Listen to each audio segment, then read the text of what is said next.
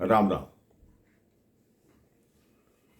कहते हैं जो भगवान से अपना नाता बना लेते हैं, जो भगवान पर पक्का विश्वास रखते हैं, भगवान भी हमेशा उस नाते को निभाते हैं, उस नाते पर पूर्ण उतरते हैं। प्रयागराज में एक सेठ जी थे, ये सच्ची घटना है। उनके कोई संतान नहीं थी, उनकी पत्नी का भी देहांत हो चुका था, लेकिन उनके पास बहुत भारी संपत्ति थी। उस संपत्ति से उन्होंने एक कुंज बिहारी लाल जी का मंदिर बनवाया। उस मंदिर में लोग आते, माथा टेकते। सेठ जी के पास इतनी संपत्ति थी, लेकिन उसको भोगने वाला कोई नहीं था। लोग आते, उनसे पूछते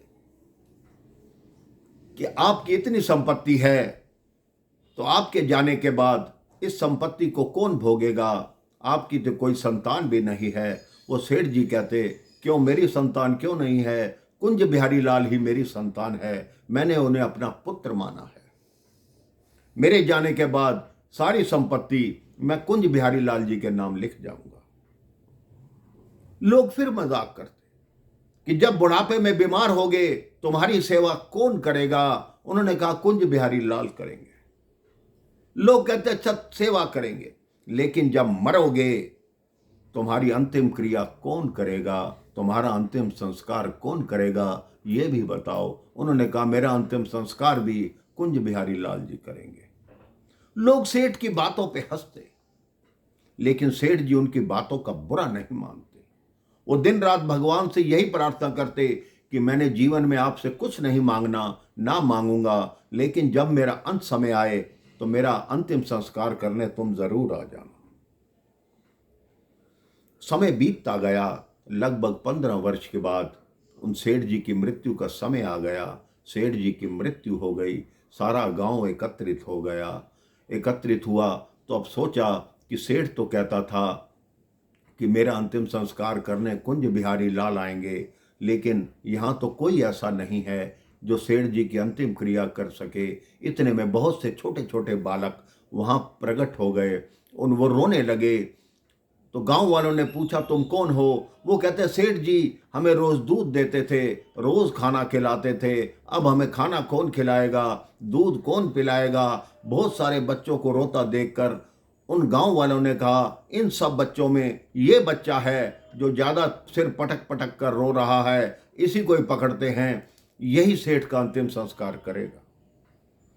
उस एक छोटे बच्चे को बुलाया गया। उसे कहा तुम सेठ का अंतिम संस्कार करोगे। वो बच्चा तैयार हो गया। सेठ जी के जैसे जैसे जो क्रिया होनी थी उस बच्चे से कराई गई। अग्नि उसके हाथ में दी गई। सेठ जी की चिता को अग्नि संस्कार हुआ। उसके पश्चात जो जो क्रियाएं थी उस बालक से कराई गई। सब कुछ करने के बाद उन लोगों ने कहा विधि के अनुसार अब तुम्हें नदी में स्नान करना पड़ेगा, बिना नदी में स्नान किए तुम पवित्र नहीं हो सकते। सारे गांव वाले उस बालक को लेकर नदी में आए। सब ने स्नान किया, सब बाहर निकल आए, लेकिन वो बालक बाहर नहीं निकला। गोताखोरों को भेजा गया कि देखो बच्चा नदी में बह ना गया हो। सब ने ढूंढा, लेकिन वहां कुछ नहीं मिला। तब एकाएक एक उस गांव के बुजुर्ग थे, उन्होंने कहा कि उस सेठ कहता था कि मेरा अंतिम संस्कार कुंज बिहारी लाल करने आएंगे। क्या वास्तव में वो कुंज बिहारी लाल तो नहीं थे? सभी लोग भागकर मंदिर में पहुंचे। आपके आश्चर्य की सीमा नहीं रहेगी मेरे भाई बहन। जो कुंज बिहारी लाल जी की मूर्ति थी उनके सारे वस्त्र गीले थे, जैसे अभी यमुना जी में से स्नान करके बाहर आए हों। तो ये है एक सच्चे भक्त की श्रद्धा, जिसने भगवान से मांगा कि मेरा अंतिम संस्कार करने तुम आना, और भगवान भी अंतिम संस्कार करने उसका खुद आए और उसको मोक्ष प्रदान किया, अपना धाम प्रदान किया। आप भी अपने मन में यदि भगवान के प्रति सच्चा विश्वास रखेंगे तो याद रखिए भगवान आपकी हर मनोकामना को पूर्ण करेंगे। राम राम, जय श्री राम।